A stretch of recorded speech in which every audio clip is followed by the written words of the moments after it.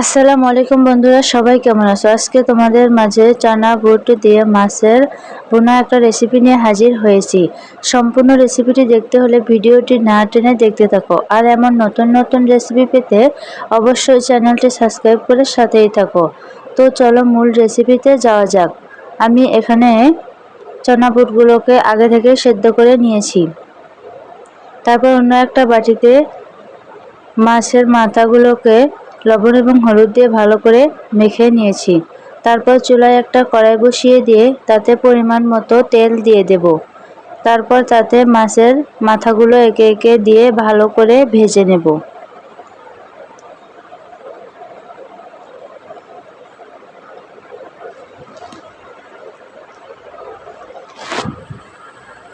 মাছের মাথাটা ভালো করে ভেজে তুলে নেব। তারপর ওই তেলেই রসুন কুচি দিয়ে দেব। রসুন কুচিটা ভালো করে নেড়েচেড়ে ভেজে নেওয়ার পর তার সাথে পেঁয়াজ, এলাচ এবং দারচিনি দিয়ে দেব। তারপর নেড়েচেড়ে কিছুক্ষণ ভালো করে ভেজে নেব। সবগুলো উপকরণ কিছুক্ষণ ভেজে নেওয়ার পর তার সাথে আদা রসুন বাটা দিয়ে দেব। সামান্য পেঁয়াজ বাটাও দেব। তারপর নেড়ে চেড়ে আরেকটু ভেজে নেব।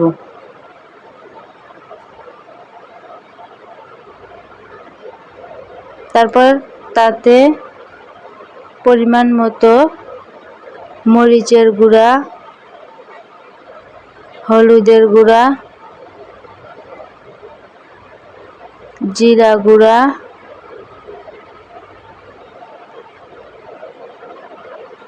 ধনিয়া গুঁড়া এবং সাথে স্বাদমতো লবণ দিয়ে দেব।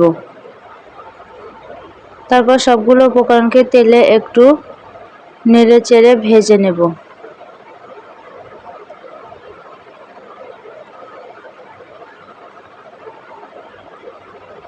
সবগুলো উপকরণকে তেলে একটু ভেজে নেওয়ার পর তার সাথে পরিমাণ মতো পানি দিয়ে দেব। তারপর নেড়ে চেড়ে কিছুক্ষণ মশলাটা ভালো করে কষিয়ে নেব। অন্যদিকে চানা বুটগুলোকে আগে থেকে সেদ্ধ করে নেব এবং সাথে অন্য একটা বাটিতে মাছ ভাজা রেখে দেব। তারপর মশলাটা ভালো করে কষিয়ে নেওয়ার পর তার সাথে আগে থেকে সেদ্ধ করে রাখা বুটগুলো দিয়ে দেব। তার সাথে ভেজে রাখা মাছগুলো দিয়ে দেব। তারপর নেড়ে চেড়ে মাছ সহ সবগুলো উপকরণকে ভালো করে আরও কিছুক্ষণ কষিয়ে নেব। আমি এখানে সম্পূর্ণ মাছের মাথা ব্যবহার করেছি। আপনারা চাইলে মাছের অন্য অংশও ব্যবহার করতে পারেন। আমার এই রেসিপিটি যদি ভালো লেগে থাকে তাহলে অবশ্যই একটা লাইক দিয়ে চ্যানেলটি সাবস্ক্রাইব করবেন। ঢাকনা দিয়ে ঢেকে সবগুলো উপকরণকে কিছুক্ষণ কষিয়ে নেব। সবগুলো উপকরণকে ভালো করে কষিয়ে নেওয়ার পর তাতে পরিমাণ মতো ঝোল দিয়ে দেব। তারপর নেড়ে চেড়ে ঢাকনা দিয়ে ঢেকে আরও কিছুক্ষণ রান্না করে নেব। এমন নতুন নতুন রেসিপি পেতে অবশ্যই চ্যানেলটি সাবস্ক্রাইব করে সাথেই থাকবেন। আর আমার এই রেসিপিটি যদি ভালো লেগে থাকে তাহলে অবশ্যই বাসায় ট্রাই করতে পারেন। ঝোল অনেকটা কমিয়ে আসার পর তাতে কাঁচামরিচ কুচি দিয়ে দেব। সাথে মাছের মাথাগুলোকেও ভালো করে ভেঙে নেব। তারপর নেড়ে চেড়ে আরেকটু ঝোলটা কমিয়ে চুলা থেকে নামিয়ে নেব। আপনারা চাইলে এই পর্যায়েও খেতে পারেন। আমি একটু তেল দিয়ে বাগার দিয়ে নেব। তার জন্য চুলা আরেকটা হাঁড়ি বসিয়ে তাতে পরিমাণ মতো তেল দিয়ে দেব।